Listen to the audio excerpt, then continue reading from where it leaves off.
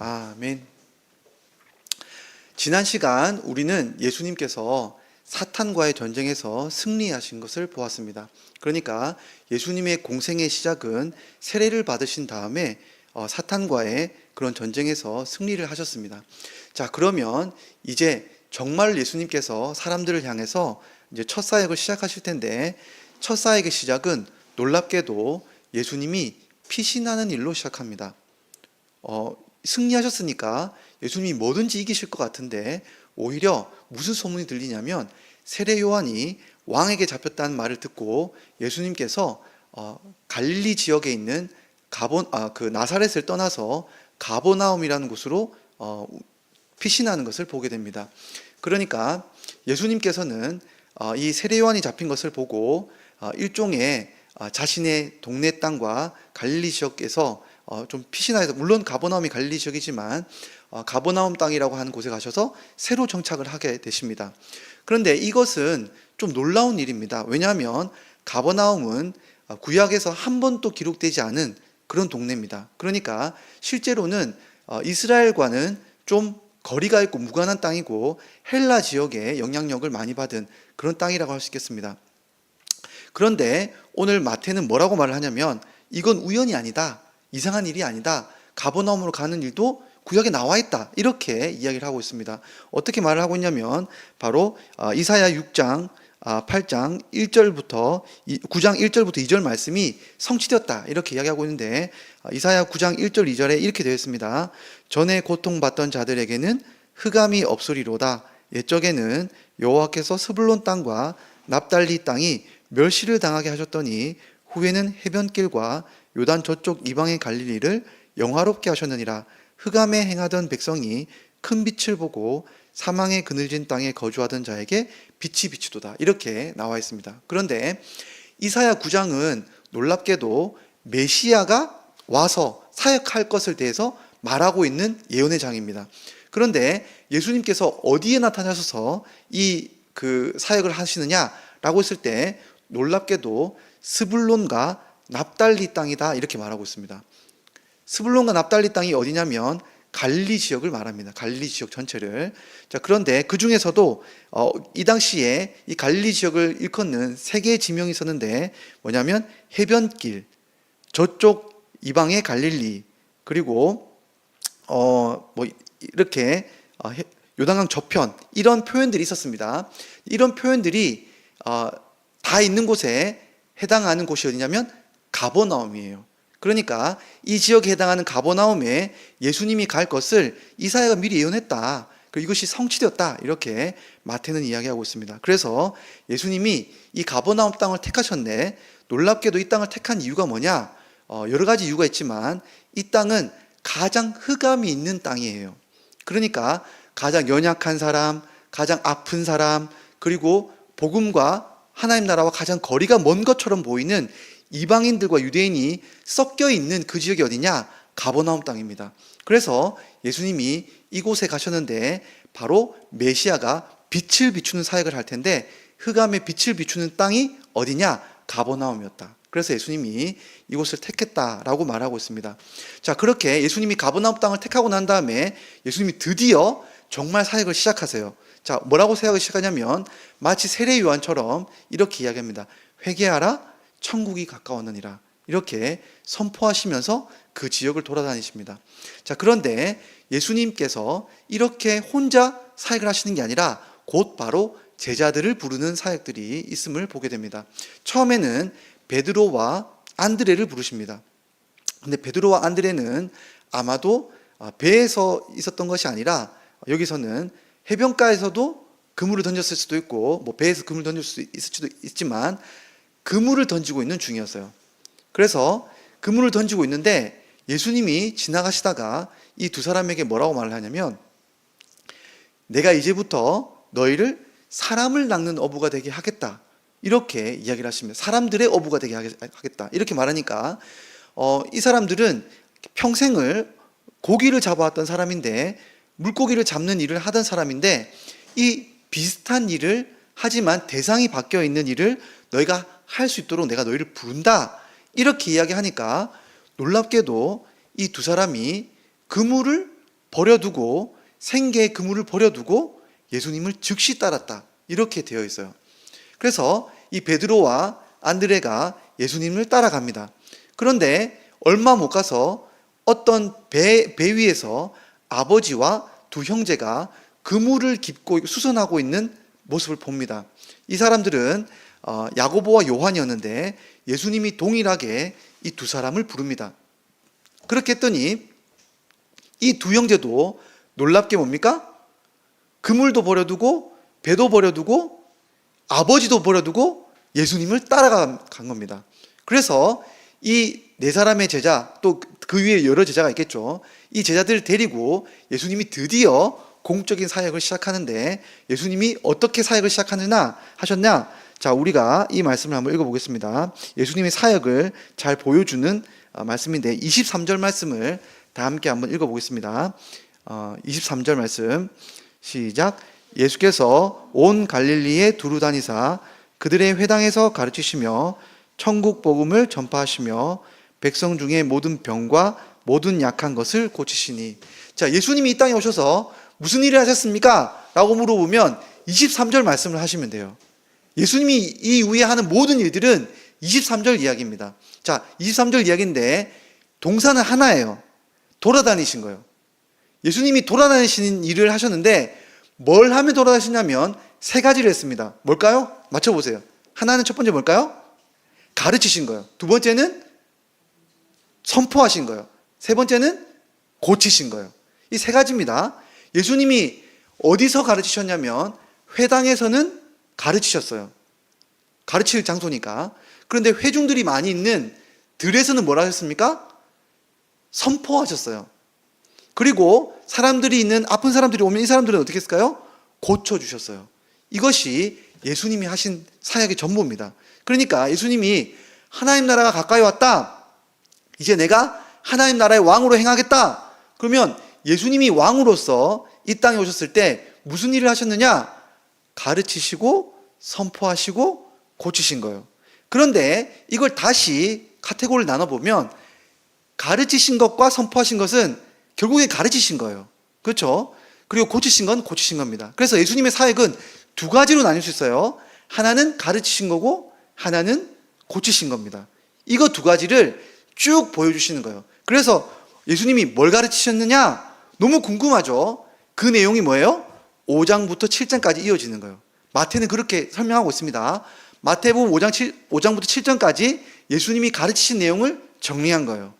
그리고 8장, 9장은 뭘까요? 예수님이 어떻게 고치셨는지를 보여주는 게 마태복음 8장, 9장이 이어지는 거예요. 이 구성이 그렇게 됩니다. 그래서 예수님의 사역을 단적으로 보여주는 거예요. 예수님이 가르치시고 고치신 거예요.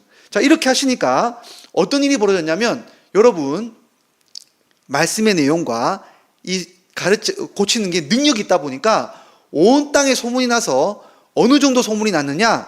여러분, 각종 병 있는 사람들은 다 와요. 모든 여기 연약하다는 표현이 있는데, 여기 연약한 것은 질병이 그렇게 심각한 게 아니라 정신적으로 이렇게 약간 연약한 사람들도 포함이 되어 있는 거예요. 모든 사람들이 다 예수님께 다 와요. 모든 그 질병이 있는 사람, 아픔이 있는 사람들. 그리고 어디 지역에서 오냐면 25절에 갈릴리 지역이 가까운 곳이죠. 바로 그 옆에 동네가 데가볼리 지역이에요. 그리고 더 밑에는 뭐예요? 예루살렘과 유대고, 오히려 이 유대 땅을 넘어가는 지역이 어디냐면 요단강 건너편이에요. 여기 있는 사람들까지 다 나와서 예수님께 이렇게 말씀도 듣고 고침받으러 나온 사람들이 이렇게 많았다고 이야기를 하고 있던 거예요. 이것이 사역의 오늘 내용입니다. 자, 그러면 오늘 말씀을 보면서 우리가 좀 질문 두 가지를 드려볼게요. 첫 번째는 하나님 나라는 어떤 곳이냐는 거예요. 그리고 예수님은 어떻게 이 하나님 나라를 만들어 가시냐는 거예요. 이 땅에서. 여러분, 하나님 나라는 한마디로 빛이 있는 곳이에요. 빛이 있는 곳. 이 빛을 비추는 것은 누굽니까? 예수님이에요. 그러니까 하나님 나라는 빛으로 가득한 나라가 하나님 나라예요. 이건 좀 너무 우리가 손에 잘 안 잡히잖아요. 그죠? 빛이 가득한 곳이니까. 그것을 두 가지로 말하는데, 어둠이 있다는 것이 뭐냐? 어둠이 있다는 것은 첫 번째, 거짓이 가득하다는 거예요. 두 번째, 온갖 아픔과 질병이 있는 곳이 어둠이에요. 자, 그러면 예수님이 빛을 비춘다는 것은 첫 번째, 이 거짓을 진리로 바꾸는 거예요. 거짓의 다스림이 있던 곳에서 진리의 다스림이 있는 곳으로 바꾸는 게 하나님 나라예요. 그러니까 하나님 나라는 거짓말이 없어요. 진실됨 밖에 없어요. 두 번째, 하나님 나라는 뭡니까? 아픔이 없는 곳이에요. 그러니까 어둠은 어떤 곳이냐면 거짓말로 말미암아서 온갖 아픔과 질병과 고통이 가득한 곳이 어둠이에요. 그런데 하나님 나라는 아픔과 고통이 없는 나라예요. 그러니까 이런 나라를 예수님은 뭐예요? 만들어 가시기 위해서 오신 거예요. 빛이 있는 곳, 곧 진리와 아픔이 없는 그런 곳이 바로 하나님 나라예요. 그런데 예수님이 이걸 어떻게 이루어 가시냐는 거예요. 이랬을 때 여러분, 하나님께서 어둠과 어둠에 있는 이 거짓을 어떻게 예수님께서 바꿔 나가시냐? 예수님의 사역이 뭐였습니까?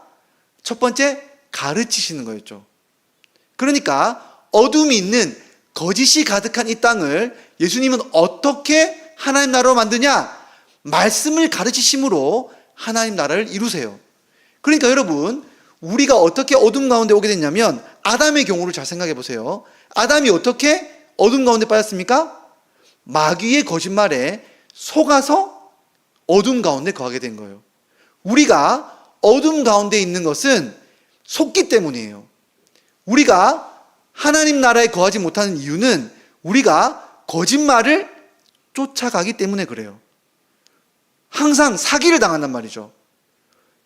마귀가 뭔가를 준다고 하지만 실제로 주는 것이 아니라 뺏어가는 건데 모르는 겁니다.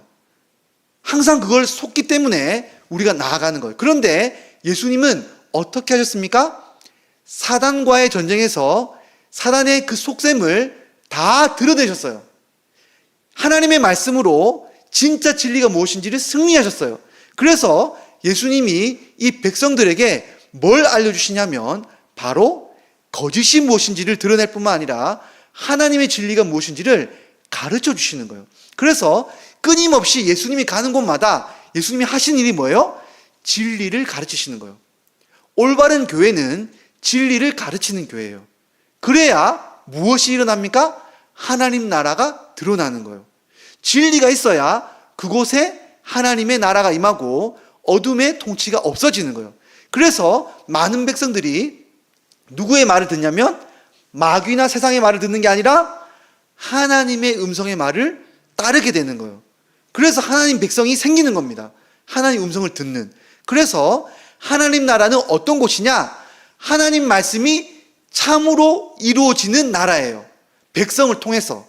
그래서 어떠한 거짓말도 없이 하나님의 말씀만 드러나는 곳이 하나님 나라인데 어떻게 하나님 나라가 이루어진다고요?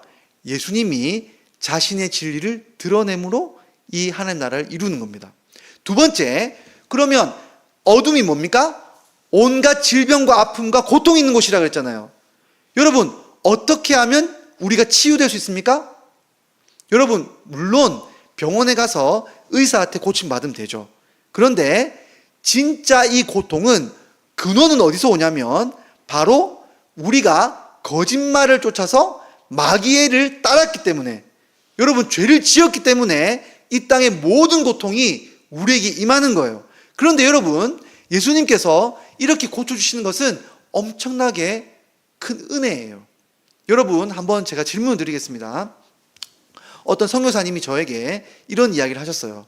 뭐라고 이야기하셨냐면 아프리카나 아니 남미에서도 그런 경우들이 있는데 정말로 이렇게 못 사고 헐벗고 굶주린 사람들이 있어요. 근데 이렇게 배가 고프고 아픈 사람들에게 여러분, 복음을 먼저 전해야 될까요? 빵을 먼저 전해야 될까요? 빵을 먼저 전달해야 될까요? 이거는 우리가 복음 사역을 할 때 고민이 되는 부분, 선교사님들이 실질적으로 고민이에요. 여러분, 어떤 사람이 질병을 지고 아파요. 그러면 이 사람에게 병을 먼저 낫게 하고 의사를 보내주는 게 나을까요? 아니면 목사님이 가서 먼저 말씀을 전하는 게 나을까요? 여러분, 예수님이 오늘 이 사람들에게 어떻게 했는지를 보세요. 이 사람들이 질병에 걸린 것은 분명히 죄와 무관하지 않습니다. 어느 면에서는. 그런데 예수님이 야, 너희가 죄부터 없애야 돼 라고 하신 게 아니라 이 사람들에게 뭐부터 하셨을까요? 병을 고쳐주시는 것으로 먼저 접근하셨다는 거예요. 그러니까 여러분, 예수님의 이 사역에는 두 가지 방향이 다 있어요. 여러분, 분명히 우리 죄의 결과로 말미암아서 우리가 먼저 고통을 받고 있지만 예수님은 우리의 이 고통을 당연하게 여기시거나 너희의 죄 때문이라고 정죄하지 않으세요. 우리의 아픔을 같이 아파하시는 분이 누구예요? 예수님이에요. 그래서 예수님께서 이 어둠 가운데 있는 이 아픔 자체를 고쳐주시는 거예요. 내가 세상에서 사람들로 말미암아서 혹은 물질적으로 너무 고통스러워요. 예수님이 야, 신앙부터 가져 이렇게 말씀하실 수도 있지만 그게 아니라 너무나 우리를 긍휼히 여기셔서 아픔을 우리를 안아주시는 예수님이 있단 말이죠. 그곳이 뭐예요? 하나님 나라예요. 자, 그래서 예수님께서 이 아픔을 치료해 주시고 우리를 아주 건강하게 고쳐주시는데 뭘로 그러면 고쳐주시냐는 거예요. 여러분, 예수님이 뭘로 우리를 치유해 주십니까? 예수님이 자신의 말씀으로, 자신의 따뜻한 손길로 우리를 고쳐주시는 거예요. 그러니까 예수님의 말씀으로 손길로 우리를 치료해 주시는 곳이 뭐예요? 바로 하나님 나라가 임하는 곳이에요. 그러니까 예수님이 이러한 자신의 말씀으로 사람들을 질병을 고쳐나가는 곳이, 아픔을 몰아내는 곳이, 귀신을 몰아내는 곳이 바로 하나님 나라예요. 그러니까 하나님 나라는 어디냐면 하나님의 자비가 있는 곳이, 무한정 있는 곳이, 은혜가 있는 곳이 하나님 나라예요. 어둠은 뭡니까? 지옥은 뭡니까? 하나님의 은혜가, 자비가 없는 곳이, 여러분, 하나님의 정죄만 있는 곳이, 그곳이 지옥이고 아픔이고 어둠이에요.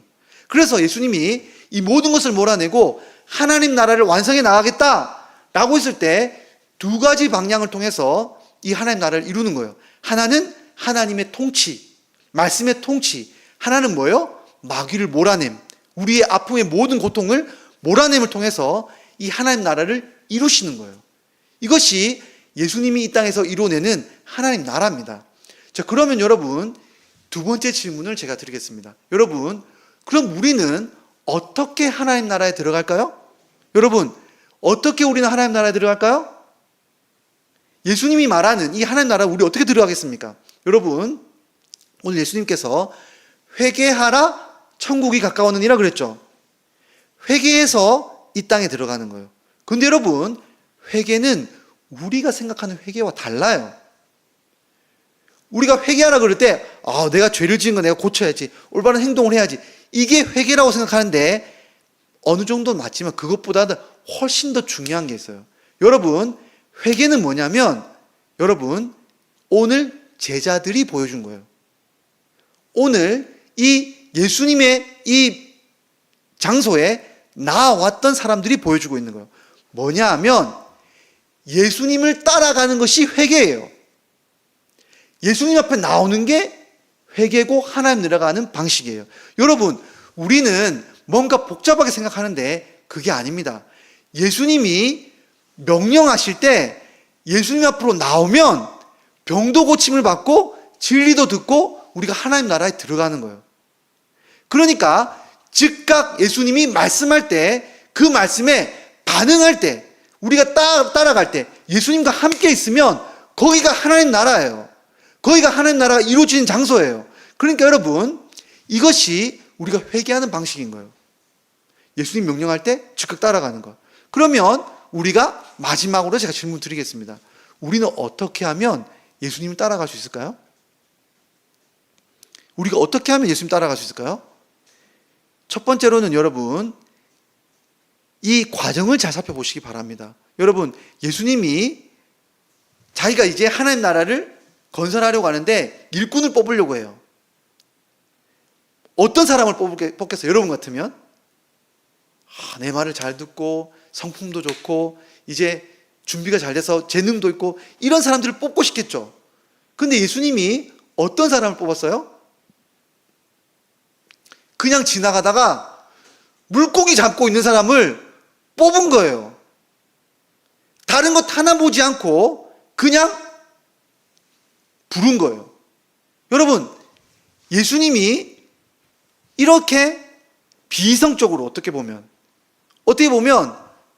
말도 안 되는 방식으로 자기 제자들을 불렀어요. 이상하죠? 근데 더 이상한 게 있어요, 여러분. 이 예수님의 명령에 반응을 하는 사람들이 더 이상한 거예요. 여러분, 예수님이 뭐라고 말했습니까? 야, 내가 오면 하나님 나라에 너의 상급을 줄 거고, 베드로야, 넌 나중에 나의 수제자가 될 거고, 너희가 막 이런 일들에 대해서 예수님이 설명하면서 초청한 게 아니에요.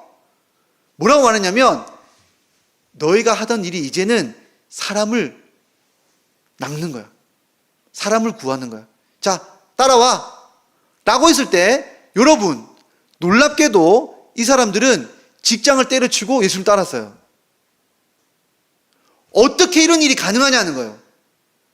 여러분, 이런 일이 가능한 이유는 하나님의 은혜가 임했기 때문에 그래요.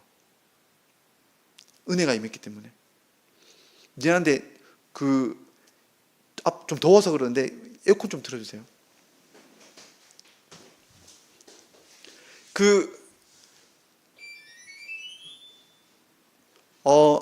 예수님이 이 사람들에게 초청할 때 뭐가 임했냐면 이미 예수님 안에는 은혜가 있었어요.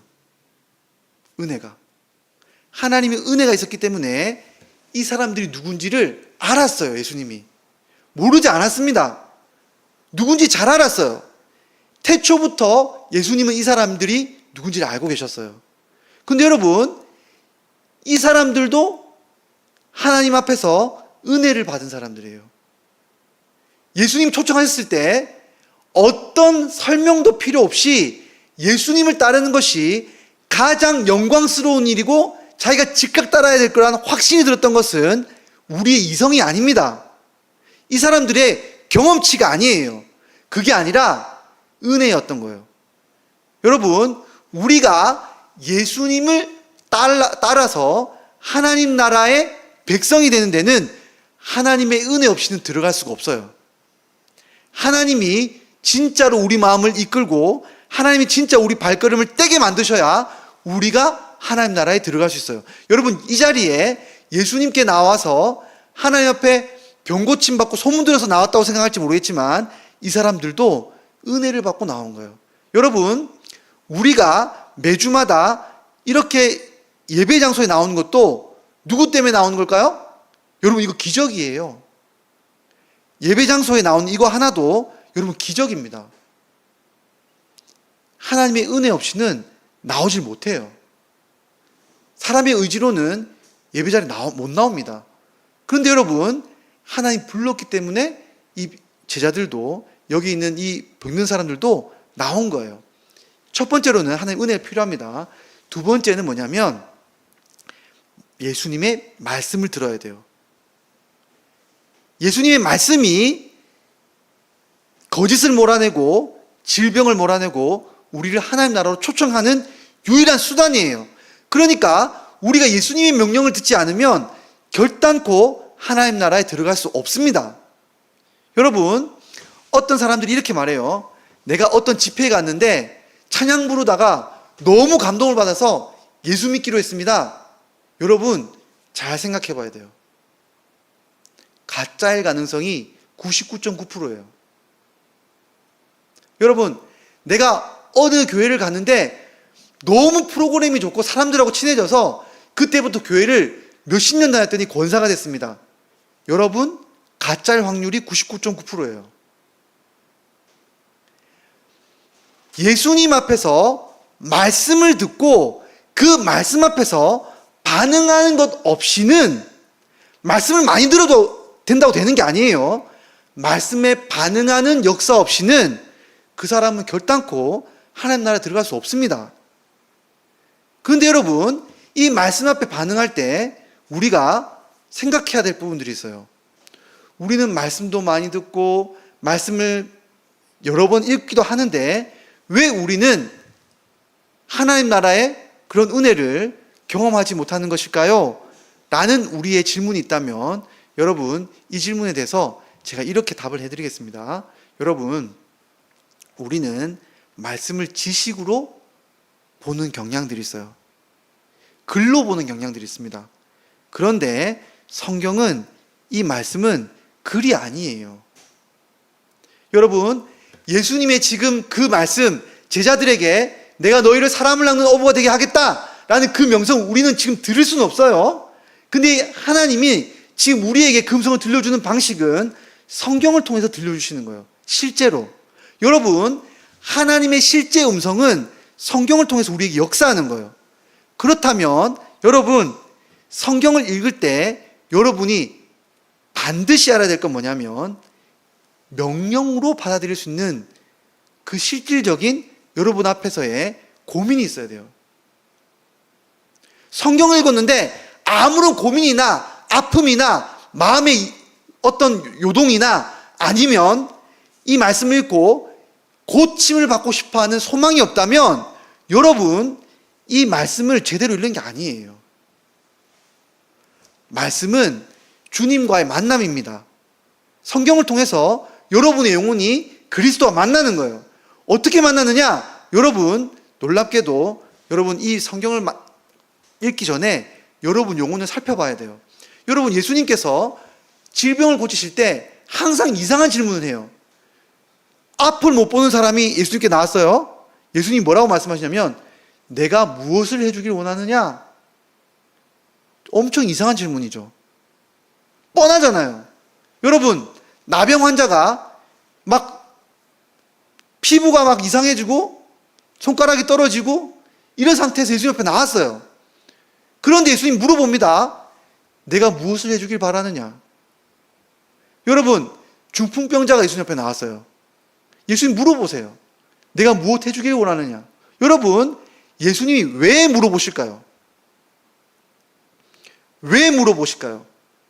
여러분, 예수님의 말씀 앞에서는 여러분, 우리 영혼이 어떤 상태인지, 우리의 구원이 무엇이 필요한지, 하나님 말씀이 나에게 어떻게 하나님 나라의 역사가 될 것인지에 대한 필요가 있어야 돼요.